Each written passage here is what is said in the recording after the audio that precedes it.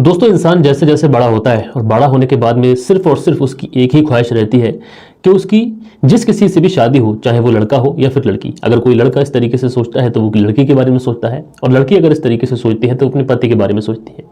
दोनों का यही सोचना होता है कि उसकी जिससे शादी हो वो एक अच्छा इंसान हो और आज के ज़माने में वो लॉयल हो। और दोस्तों, ज़्यादातर अगर आप लोग देख रहे हैं तो पिछले कुछ समय से ऐसी घटनाएं देखने को मिल रही हैं जिससे कहीं ना कहीं जो सबसे पवित्र रिश्ता है वो शर्मसार होता हुआ दिखाई पड़ रहा है।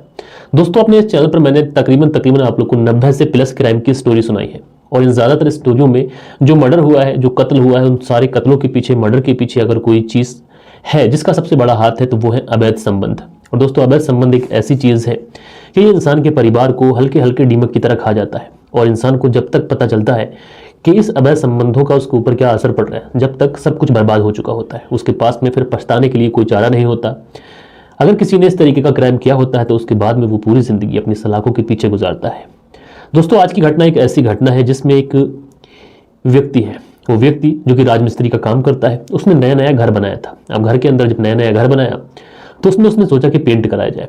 अब जब पेंट कराने की बात आई तो उसने एक व्यक्ति से बात की पेंट कराने के लिए। अब जैसे ही वो पेंटर उसके घर में पेंट करने के लिए आता है और ये जो राजमिस्त्री है ये अपने काम पे जाता है, तो जो पेंटर था आखिरकार राजमिस्त्री की पत्नी से अवैध संबंध बना लेता है, और उनके बीच में जब अवैध संबंधों का सिलसिला शुरू होता है और इस बारे में जब उस राजमिस्त्री को पता चलता है तो दोस्तों एक व्यक्ति की हमेशा हमेशा के लिए जान चली जाती है। तो क्या हुआ था इस घटना में, परत दर परत, पॉइंट टू पॉइंट मैं आप लोग को बताऊंगा, बस आप लोग वीडियो में अंत तक बने रहे।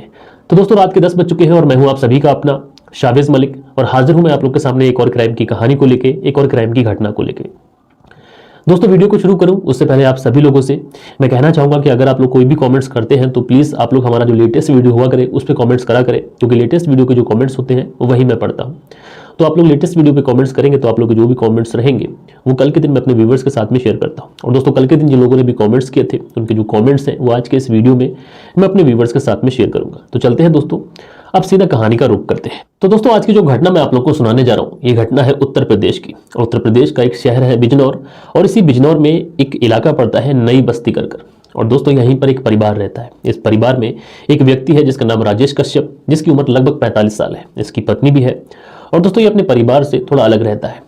और 2 तारीख यानी 2 नवंबर 2023 की ये बात है कि ये अपने घर से अपनी पत्नी से ये कहकर निकलता है कि वो बस अभी कुछ काम से जा रहा है और जल्द ही लौट आएगा। अब उसके बाद में राजेश अपने घर से निकल तो जाता है, लेकिन उसके बाद से कभी लौट कर नहीं आता। अब जब 2-4 घंटे गुजर जाते हैं तो पत्नी जो रीमा थी राजेश की, ये परेशान होने लगती है। जब परेशान होती है तो ये अपने पति का मोबाइल लगाती है। अब जब मोबाइल लगाती है तो मोबाइल तो लगता नहीं है, लेकिन उसके जो परिवार वाले होते हैं वो उसको भी पता चलता है। अब दोस्तों, जब राजेश के परिवार वालों को पता चलता है, ये जो रीमा है ये राजेश को भाई को बताती है, जिस भाई का नाम प्रमोद कुमार।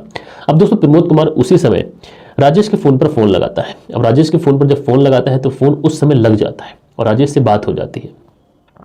उसके बाद में वो बोलता है कि मैं जल्द ही घर आ जाऊंगा। अब दोस्तों, उसके बाद में समय और गुजरने लगता है, लेकिन राजेश का अभी तक कोई पता नहीं था। परिवार वाले फिर परेशान होने लगते हैं। अब जब इस बार परिवार वाले परेशान होते हैं तो फिर से राजेश के नंबर को लगाया जाता है, लेकिन इस बार जब नंबर को लगाया जाता है तो राजेश का मोबाइल जो था वो स्विच ऑफ बताता है। अब जब नंबर स्विच ऑफ बताता है तो घर परिवार वाले परेशान हो जाते हैं। अब राजेश को ढूंढने की कोशिश करते हैं। तो राजेश का जो भाई था और उसकी जो भाभी थी और कुछ अन्य लोग, गाँव के लोग भी राजेश को ढूंढ रहे थे, लेकिन राजेश की जो पत्नी थी जिसका नाम रीमा, ये राजेश को ढूंढते ढूंढते इन लोगों को जो एक नहर है जोदू वाला, उस नहर के पास ले जाती है। लगभग सुबह सुबह का वक्त था। अब जैसे ही उस नहर के पास ये लेके जाती है, जबकि परिवार वाले दूसरी साइड ढूंढ रहे थे, जिस साइड उसने बताया था, जिस लड़के ने यानी राजेश ने बताया था कि मैं इस साइड हूं, तो परिवार वाले उस साइड ढूंढ रहे थे। लेकिन जो पत्नी है ये घर परिवार वालों को एक तरीके से कन्विंस करते हुए उस तरफ लेके जाती है। जब जोदू वाला नहर के पास ही पहुंचते हैं तो नहर के अंदर ही एक शव दिखाई पड़ता है। अब जैसे ही शव को बाहर निकाला जाता है तो तुरंत जो भाई था वो अपने भाई को पहचान लेता है और वो कहता है ये तो मेरे ही भाई राजेश की डेड बॉडी है। अब जैसे ही वो डेड बॉडी मिलती है तुरंत पुलिस को इन्फॉर्म किया जाता है। पुलिस मौके पे पहुंचती है, उस डेड बॉडी को अपनी कस्टडी में लेती है, और डेड बॉडी को कस्टडी में लेने के बाद में उस डेड बॉडी को पोस्टमार्टम के लिए भेजा जाता है। इधर पुलिस जो है वो घर वालों से पूछताछ करती है कि आखिर राजेश की किसी से दुश्मनी, किसी से कोई ऐसा बैर, या फिर तुम्हें किसी पे कोई शक है तो उसका नाम बताओ। तो घर परिवार वाले कहते हैं वैसे तो राजेश की किसी से कोई दुश्मनी नहीं है, लेकिन सितंबर का जो महीना था यानी सितंबर की 25 तारीख को राजेश का एक व्यक्ति के साथ में झगड़ा हुआ था। अब जिस व्यक्ति के साथ में झगड़ा हुआ था पुलिस उसका नाम पूछती है, तो जो भाई है प्रमोद कुमार ये बताता है कि जिस व्यक्ति के साथ में झगड़ा हुआ था उसका नाम फहीम है। फहीम दरअसल पेंटिंग का काम करता है और वो मेरे भाई के घर पे पेंटिंग का काम करने आया था, और उस बीच में पता नहीं किस बात को लेकर फहीम और भाई के अंदर एक दूसरे से झगड़ा हुआ था। उस वक्त तो मोहल्ले वालों ने उस झगड़े को रफा दफा कराकर दोनों के बीच में समझौता करा दिया था। अब ऐसा तो कुछ नहीं, क्या हो सकता है, क्या फ़हीम ने कुछ किया हो ऐसा कुछ, लेकिन पुलिस जो है उसको सबूत चाहिए। इसलिए पुलिस पोस्टमार्टम की रिपोर्ट का इंतजार करती है। अब जैसे ही पोस्टमार्टम की रिपोर्ट आती है तो उस रिपोर्ट में एक खुलासा होता है कि फ़हीम की जो हत्या हुई है ये दम घुटने की वजह से हुई है, यानी किसी ने गला दबाकर इसकी हत्या की है।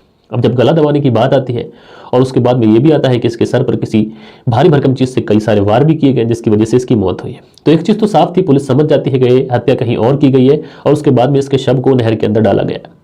अब दोस्तों पुलिस जो है वो उसकी पत्नी से भी पूछताछ करती है, और जब पत्नी से पूछताछ की जाती है तो पत्नी जब पुलिस के सवाल सुनती है तो पुलिस के सवालों के सामने सही से टिक नहीं पाती है। दरअसल वो पुलिस को जो भी जवाब देती है वो गोल मोल देती है, इसलिए पुलिस उससे फिर से पूछताछ करती है, लेकिन फिर वो बताती है कि साहब 2 तारीख को वो दोपहर खाने के समय निकले थे और उसके बाद मुझसे कहकर गए थे कि जल्दी आ जाऊंगा, और उसके बाद से नहीं लौटे। जब नहीं लौटे तो मैंने उनके जो भाई हैं छोटे उन्हें बताया और उसके बाद से हम लोग ढूंढ रहे थे। उसके बाद नहर पर जब हमने जाकर देखा तो वहां पर उनकी डेड बॉडी मिली। अब दोस्तों पुलिस को कहीं ना कहीं उसकी पत्नी के ऊपर यानी रीमा के ऊपर शक तो हो जाता है, लेकिन पुलिस को एक पुख्ता सबूत चाहिए था। इसलिए पुलिस फैसला करती है कि रीमा की कॉल डिटेल निकाली जाए, और जब कॉल डिटेल निकाली जाती है तो पता चलता है कि रीमा एक नंबर पर लगातार पिछले कुछ समय से बात कर रही है, और जिस दिन जो राजेश है जब ये अपने घर से गया था उस दिन भी रीमा की बात किसी नंबर पर हुई थी। अब जब उस नंबर की तहकीकात की जाती है, उस नंबर की पूरी डिटेल निकाली जाती है, तो पता चलता है ये जो नंबर है ये उसी फ़हीम का है जिस फ़हीम के साथ में जो राजेश है उसका झगड़ा हुआ था। अब दोस्तों पुलिस जो है वो तुरंत फ़हीम को अरेस्ट करती है, और फ़हीम को अरेस्ट करने के बाद में फ़हीम को पुलिस थाने लेके आती है। अब जब फ़हीम को पुलिस थाने लेके आती है तो फ़हीम पुलिस के सवालों के सामने ज़्यादा देर टिक नहीं पाता है। दरअसल फ़हीम टूट जाता है, और उसके बाद फ़हीम जो पुलिस को कहानी सुनाता है वो कहानी कुछ इस प्रकार थी। दरअसल फ़हीम बताता है कि उसकी राजेश के साथ में दोस्ती थी, और राजेश अपनी कुछ 11 बीघे ज़मीन बेचना चाहता था।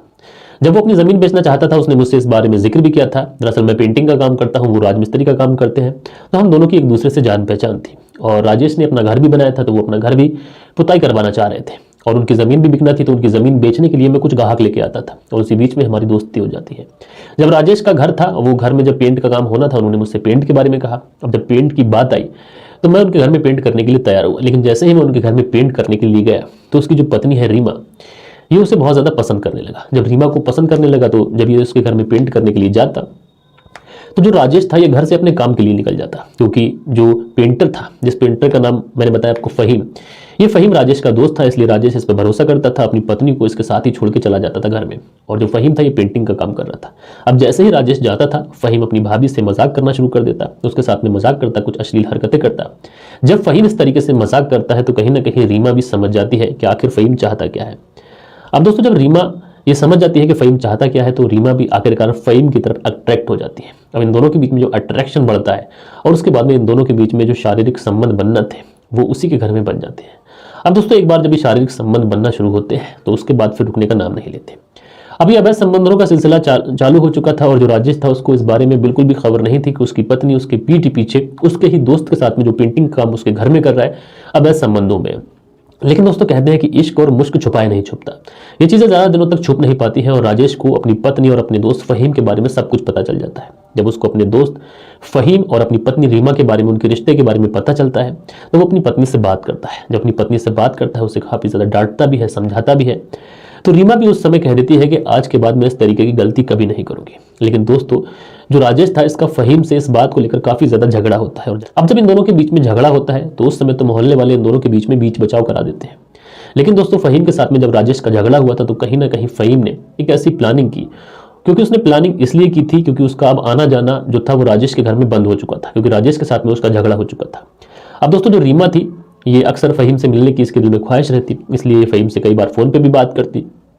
अब इन दोनों के बीच में जब बात होती है तो कहीं ना कहीं मिलने मिलाने की बात करते हैं, तो इनको लगता है कि जो पति है राजेश ये बीच में रोड़ा बन रहा है, इसलिए क्यों ना इसे ही रास्ते से हटा दिया जाए। और उसके बाद में ये लोग प्लानिंग करते हैं, और प्लानिंग में ये जो व्यक्ति है जिसका नाम फ़हीम है ये अपने एक दोस्त सुरेश को इस पूरे प्लान में शामिल करता है। दरअसल फ़हीम के ही थ्रू सुरेश की जो जान पहचान हुई थी वो राजेश से हुई थी। अब दोस्तों जब सुरेश को ये अपने प्लान में शामिल करता है कि इस तरीके से करना है तो कहीं ना कहीं सुरेश भी फ़हीम की बात मानने के लिए तैयार हो जाता है। उसके बाद में 2 नवंबर 2023 को सुरेश जो है वो राजेश को कॉल करता है, और कॉल करने के बाद मुझसे कहता है कि तुम ट्यूबवेल पे आ जाओ, मैं तुम्हारा इंतजार कर रहा हूँ, दरअसल यहाँ बैठेंगे कुछ बातें करेंगे।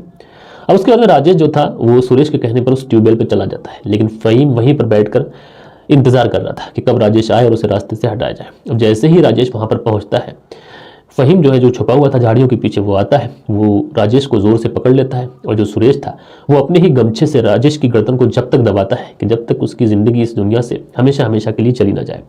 अब दोस्तों राजेश वहीं पर तड़पता हुआ दम तोड़ देता है। उसके बाद में ये लोग उसकी डेड बॉडी को उसी की बाइक पर रखकर जो नहर मैंने आप लोगों को बताई जोधू वाला, उस नहर पर लेके जाते हैं, उसकी डेड बॉडी को उसी नहर के अंदर फेंक देते हैं। अब जब ये बात का खुलासा फ़हीम पुलिस के सामने करता है तो पुलिस भी कहीं ना कहीं हैरान हो जाती है कि एक दोस्त था, जिस दोस्त ने इतना भरोसा किया और उसकी ही पत्नी ने अपने प्रेमी के साथ मिलकर इस तरीके का कृत्य कर दिया। दोस्तों फ़हीम के कहने पे ही सुरेश को भी गिरफ्तार किया जाता है, लेकिन अभी जो पत्नी रीमा है ये फरार है। अब जैसे ही रीमा पकड़ी जाएगी उसको भी सलाखों के पीछे भेजा जाएगा। और दोस्तों अब ये जो घटना है मात्र अब से 2 दिन पहले की, यानी 24 घंटे के अंदर ही पुलिस ने इस पूरी घटना का खुलासा कर दिया।